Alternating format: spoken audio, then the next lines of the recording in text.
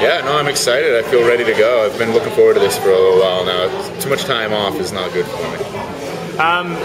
Different situation for you this year than last year. You came in last year, you went to rookie camp last year, right? Can you talk to me about the difference a little bit? Yeah, I mean, last year I'm coming in here just trying to make a football team, not sure how it was going to go, and now I'm coming in here trying to lead a football team and try to get our sights set on the Grey Cup. So there's a big difference in mentality, but as far as the approach, there's not going to be any difference for me. Did it change your off-season approach at all? Did you do things differently in the off-season, or just the same as always? Yeah, actually, it's a little different this off-season because I've started actually doing yoga as a way to kind of incorporate flexibility and a calm mental state into my workouts. So hopefully that helps me out this season. We'll see. Lots of changes on the roster this year. Lots of new guys, lots of new faces. Any sort of first impressions as to how Obi's done this year in terms of getting you some more help? Yeah, I mean, it seems like they've been really working hard. Him and Coach Belfay have been really trying to position the team the best they can talent-wise to give us the tools it takes to get there to the Grey Cup. And once we have the talent in place and we prepare the way we know how to prepare and the way the coaches know how to prepare us, then I think we got a real chance. Anything, anybody that stands out in particular that you're particularly happy to see? Any players that come to mind? Yeah, well, obviously Preche is going to have a good year, and we know that. But I think over there with Preche is Chris Davis, and he's going to, he was a late addition for us last season. He's going to help us out a lot this season. Some additions on the offensive line as well. Some big boys at the tackle position. That's for somebody who has to spend some time back there in the pocket. Nice to see some guys who have some all-star selections of the tackle position.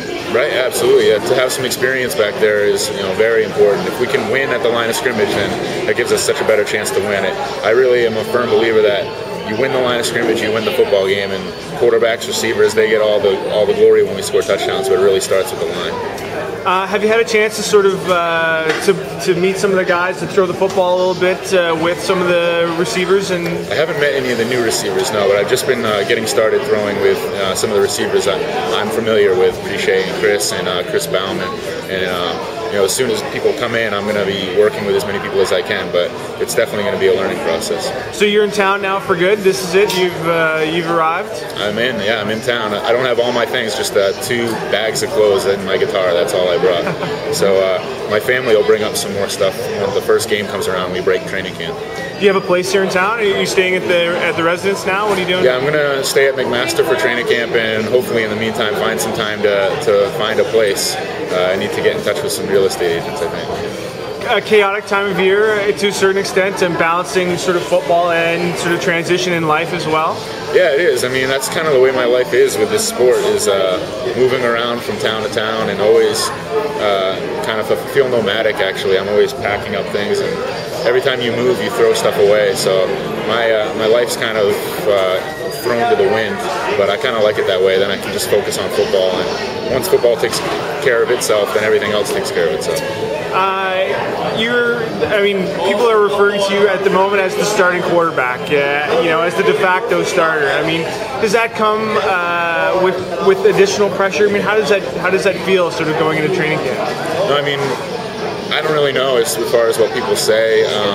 All I know is kind of how I'm viewed by the coaches, and I know that the coaches think that I could be that guy. So I'm going to go in here and approaching it as if I am, and really doing what I can to get the team on track to start to win some football games. That's really what matters. And anybody that there is any sort of competition in training camp is only going to better my game and better the teammates around us. So it's always a good thing to have as much talent into camp as you can have. You're slinging coffee with Kevin Glenn today. Have you had a chance to chat with him a little bit, get to know him a little bit? Yeah, I got to know Kevin a little bit. He seems like a great guy, definitely a good team player. I think he's going to be a great addition. I mean, he's a veteran guy, and if I'm the one in the game, I know I have somebody on the sidelines who's watching the same things I'm watching and maybe has a better understanding of it than I do, so I can always use that kind of help.